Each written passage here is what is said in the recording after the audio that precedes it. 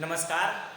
आज हम बात करेंगे बीएड एंट्रेंस एग्जामिनेशन जो होने वाली है उसकी फॉर्म लगभग भरा चुका है। बहुत सारे कैंडिडेट्स भर चुके हैं और कुछ कैंडिडेट्स अभी भी बाकी होंगे। अगर टाइम होगा तो सब लोग भर लेंगे। तो इसमें बीएड एंट्रेंस परीक्षा ग्रेजुएशन के बाद होती है। ग्रेजुएशन यानी बीए, बीकॉम या बीएससी इसके बाद होती है। जो लोग ग्रेजुएशन कर चुके हैं, बीए या बीएससी या बीकॉम कर चुके हैं, वो बीएड के एग्जामिनेशन एंट्रेंस एग्जाम दे सकते हैं और बीएड कर सकते हैं। और इससे आगे ये तो मिनिमम एजुकेशन हो गया। इसके आगे अगर एमएससी कर चुके हैं, एमए कर चुके हैं या एमकॉम कर चुके हैं तो वो भी बीएड कर सकते हैं। तो देखिए, बीएड एंट्रेंस जो बिहार में होता है वो बड़े पैमाने पर होता है। इस बार भी मिथिला यूनिवर्सिटी, जो ललित नारायण मिथिला यूनिवर्सिटी है, वो इस बार फिर से इसको कंडक्ट करवाने वाली है। तो बात करेंगे, इसमें कुल मिलाकर के 120 प्रश्न होते हैं और 120 अंक के होते हैं। कुल मिलाकर के समझ लीजिए कि जितने प्रश्न होते हैं उतने ही अंक होते हैं। अगर आप 110 से ऊपर नंबर ले आते हैं तो गवर्नमेंट कॉलेज आपको मिल सकता है। गवर्नमेंट कॉलेज मिलेगा तो आपका फी कम लगेगा, नहीं तो आप प्राइवेट में जाएंगे तो लगभग करके 1.5 लाख रुपया कॉलेज का फी है। फिर फॉर्म भरिए, फिर क्लास कीजिए, तो अगर क्लास में 1-2 दिन अब्सेंट होते हैं उसका फाइन वगैरह लगे, यानी कि कॉलेज स्तर पर भी जो कुछ एक्स्ट्रा खर्च है वो भी आपको लगना है। लेकिन अगर आप 110 से ऊपर अंक ले आते हैं तब आपको इतना झंझट नहीं है, कम फी लगेगा। 3-4 साल पहले मेरे एक मित्र ने तुर्की बीएड कॉलेज से किया था तो उनको मात्र 14,000 रुपया लगा था। अब देखिए कितना का अंतर है, डिफरेंट कितना है। तो इसलिए आपको तैयारी भरपूर करनी होगी, अच्छे से तैयारी करनी होगी। देखिए, इसमें जो सिलेबस इसकी बनाई गई है, मतलब सिलेबस क्या बनाई गई है, इसमें जो प्रश्न पूछे जाते हैं उसका जो होता है वो जनरल इंग्लिश से 15 प्रश्न पूछते हैं, यानी 15 अंकों का। जो सामान्य हिंदी है उससे 15 अंकों का होता है। जो तार्किक होता है, रीजनिंग होता है, जिसको हम रीजनिंग बोलते हैं, उससे कुल मिलाकर के 25 अंक के प्रश्न पूछे जाते हैं। सामान्य ज्ञान से 40 अंक के प्रश्न होते हैं और विद्यालय शिक्षा ज्ञान वातावरण से संबंधित होता है, उससे कुल मिलाकर के 25, यानी कि कुल मिलाकर के 120 प्रश्नों के लिए आपका 120 अंक होता है ना। और इसमें भी समय आपको 1.5 घंटे का रहता है, 1 घंटा और 30 मिनट, यानी कुल मिलाकर के देखें तो आपके पास 90 मिनट है और टोटल प्रश्न कितने हैं, 120 है, जिसका जवाब आपको देना है। तो अब चलिए बात करेंगे इसमें किस तरह के प्रश्न पूछे जाएंगे। जैसे कि जो जनरल इंग्लिश है उसमें कैसे प्रश्न पूछे जाते हैं, फिर जो सामान्य हिंदी है उसमें कैसे, रीजनिंग में कैसे प्रश्न पूछते हैं, सामान्य ज्ञान में क्या प्रश्न आता है, और विद्यालय की जो शिक्षा गतिविधि है उसमें कैसे प्रश्न आते हैं। तो देखिए, जो हमारा जनरल इंग्लिश के प्रश्न होता है वह प्रश्न में एक पैराग्राफ रहेगा।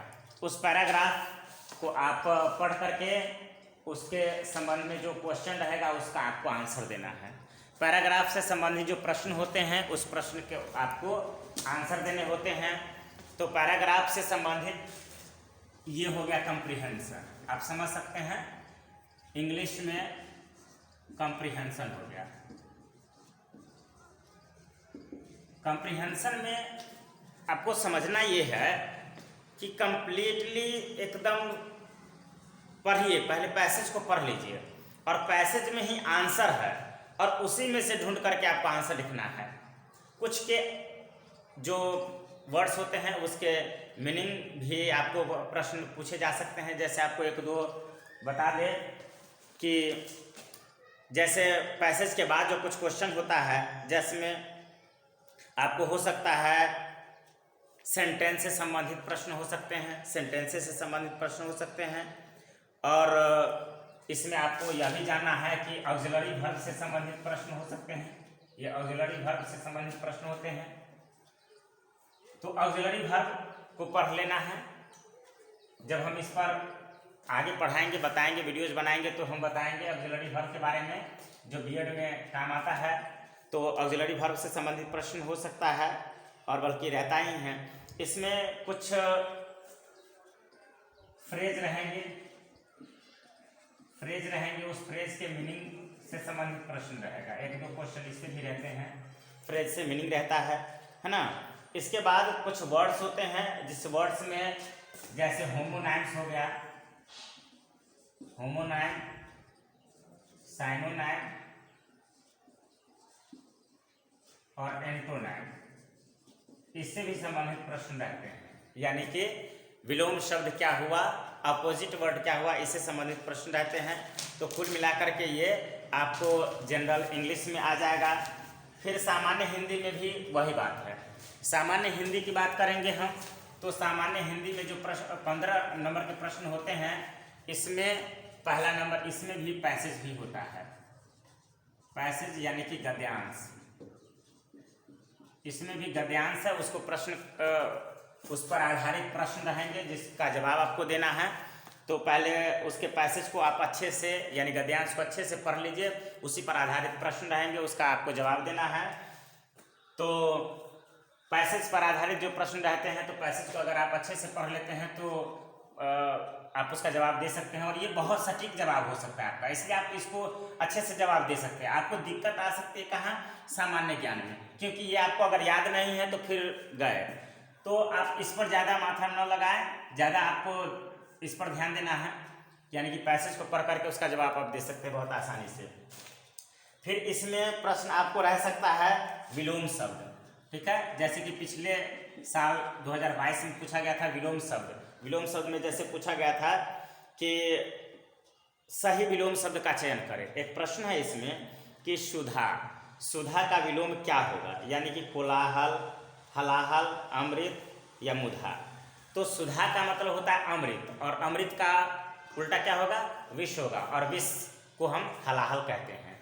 तो इसका मतलब आंसर हलाहल होता है और होगा। तो ऐसे में आप विलोम शब्द को पढ़ लेंगे तो आपको वहाँ सही रहेगा। फिर विलोम के बाद आप संधि विच्छेद भी रहता है इसमें, ठीक है। संधि विच्छेद से संबंधित प्रश्न रहेंगे, इसको हम डिटेल आगे बताएंगे। अभी कौन कौन से प्रश्न किस तरह के आते हैं, तो संधि विच्छेद के प्रश्न रहेंगे, है ना। कुछ रचनाकार के नाम आपसे पूछे जा सकते हैं, जैसे रचनाकार कौन है ना, रचनाकार जैसे मान लीजिए पूछ दिया मैला आचम किसकी रचना है। जैसे पूछ दिया कि प्रेम वाटिका किसका है। बहुत सारे ऐसे है, जैसे गोदान है, पूछ देगा कि गोदान किसकी कृति है, तब आपको जानना होगा उसके राइटर का नाम। तो हिंदी में सामान्य रूप से आपको रचनाकार के भी नाम आपको पता होना चाहिए, ठीक है। इसके बाद आते हैं तार्किक और विश्लेषण पर, जो रीजनिंग है। तो रीजनिंग में आप समझ लीजिए कि रीजनिंग में मैथ्स टाइप के रीजनिंग भी हो सकते हैं, और जो नॉन वर्बल होता है इस टाइप के भी आपको मतलब रीजनिंग पूछे जाते हैं।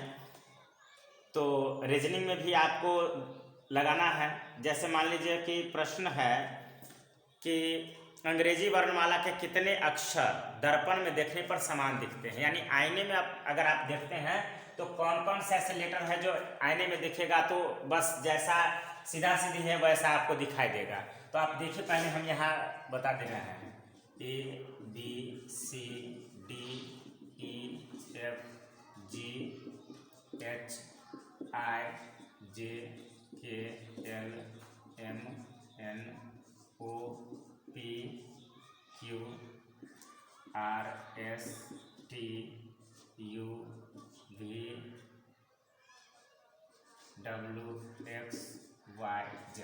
इसमें कितने ऐसे लेटर्स है जो आईने में दर्पण में देखने पर एक जैसे दिखलाई देंगे।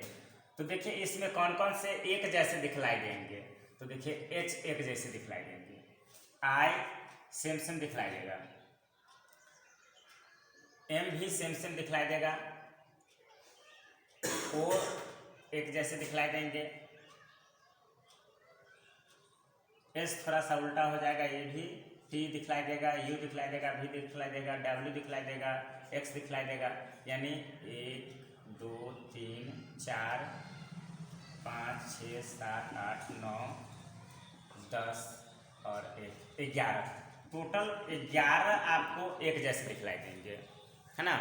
तो आप ऐसे समझ सकते हैं कि बहुत जल्दी दिमाग लगाना है, क्योंकि देखिए इसमें बहुत सारे स्टूडेंट्स फॉर्म फिल करते हैं और इसमें चयन करना है, जितना सीट है खाली है बस उतना ही लोगों को, इसलिए कुछ लोगों को साइड करना है। और गवर्नमेंट में तो और भी बहुत कम सीट होता है, तो वहाँ पर तो आपको बहुत कंपटीशन है वहाँ जाने के लिए, क्योंकि पैसे का मामला भाई। जहाँ एक जगह 1.5 लाख लग रहा है, कुछ जगह ऐसे है जहाँ 14,000 लग रहे हैं, तो वहाँ पैसे का मामला होता है, इसलिए वहाँ पर क्या होगा, कंपटीशन है। तो इस तरह के रीजनिंग प्रश्न पूछेंगे, और जैसे एक गायब कर देंगे, फिर आगे चल करके 2 गायब कर देगा, फिर इसके बाद क्या करते हैं कि 3 गायब कर देगा, मतलब इस तरह से रीजनिंग के प्रश्न आपको पूछे जाते हैं। और मैथमेटिक्स में टाइप से भी कुछ रहेगा, तो इसमें भी आपको देखना है। जैसे एक रीजनिंग है कि आगे की श्रृंखला आगे कौन सा होगा, जैसे है कि देखिए एक है, यहाँ हम लेते हैं, यहाँ नीचे, ठीक है। इसमें एक प्रश्न है पिछले साल जो पूछा गया था, 12 11 13 12 14 13 और आगे क्या होगा। अब देखिए 12 है, यहाँ 11 है, 13 है, यहाँ 12 है, 14 है, यहाँ 13 है। अब देखिए, अब ऐसे समझिए 12 के बाद 13, 13 के बाद 14, अब यहाँ देखिए 11 के बाद 12, 12 के बाद 13, तो अब किसकी बारी है, इसकी बारी है, तो 14 के बाद यहाँ होगा 15।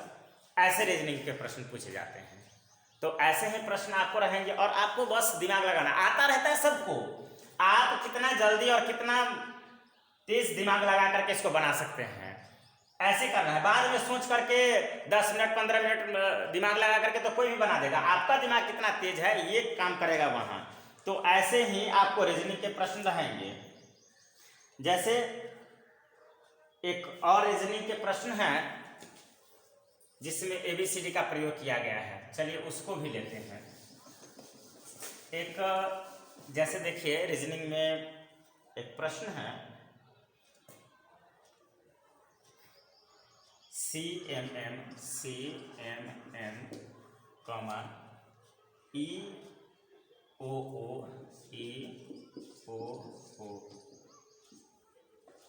इसके बाद GOQ फिर है खाली जगह और इसके बाद है आगे KUT। अब देखिए यहाँ पर कैसे हम समझेंगे कि क्या होगा। तो अब देखिए MLM NO एक के बाद बता है, P के बाद Q के बाद R के बाद SS, तो यहाँ SS होगा। अब ऑप्शन से भी समझते हैं। अब इसके बाद देखिए CDE, फिर यहाँ EF के बाद G, तो G के बाद H और H के बाद यहाँ I, तो यहाँ क्या हो जाएगा ISS, ठीक है। ये भरा गया इस खाली जगह पर।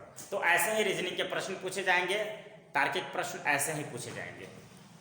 अब इसमें सामान्य जानकारी में कुछ साइंस से भी क्वेश्चन रहेंगे, कुछ सोशल साइंस से क्वेश्चन रहेंगे।